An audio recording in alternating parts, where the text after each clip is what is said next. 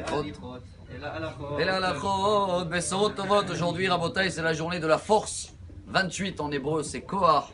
Et chacun de nous qui essaye de vivre la paracha, vous savez très bien que c'est la naissance de Yaakov et Esav. Bon, déjà dans le ventre, ça a commencé à bouger dans le côté positif. Il y avait Yaakov, négatif si vous voulez Esav.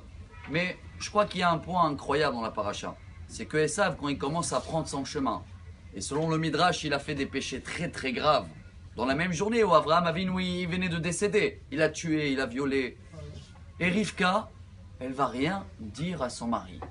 Et son mari, Yitzhak, il cherche à donner les bénédictions à Esav, tout pour Esav. Pourquoi, Rivka, tu dis rien à ton mari? Réveille-toi, Yaakov il est là, il étudie, tu le calcules pas. Et Esav, c'est le chéri.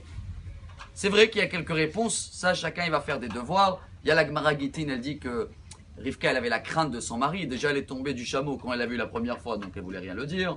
Le Ramban, Nachmanide je crois en français, il dit que Rivka elle nous apprend de jamais parler du mal, de la shonara, ni sur les enfants et ni sur quelqu'un d'autre.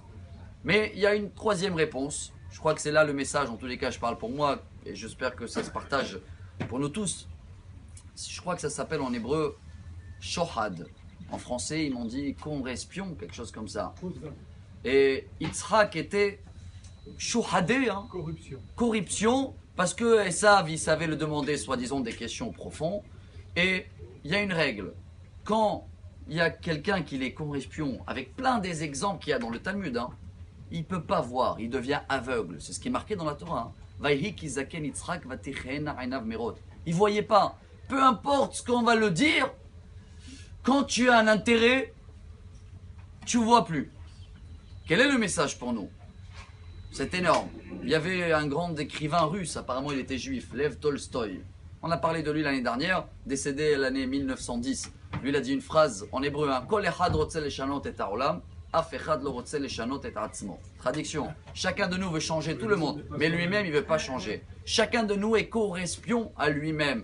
On voit tous les défauts des autres, on ne voit jamais les défauts à nous. Pourquoi? On n'a pas comme ça. La paracha d'aujourd'hui, si vous voulez, le message d'aujourd'hui qui peut nous donner beaucoup de force, c'est d'apprendre, comme je sais malheureusement trouver les défauts chez les autres, mais je ne les cherche pas chez moi, eh bien je vais faire pareil avec la prière.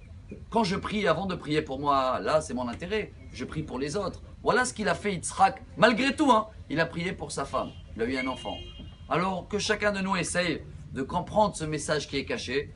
Et si des fois on voit qu'on arrive à des obstacles, on ne sait pas quoi faire, qu'est-ce qu'on fait? 1. La prière, ça marche quand on commence à prier pour les autres. 2.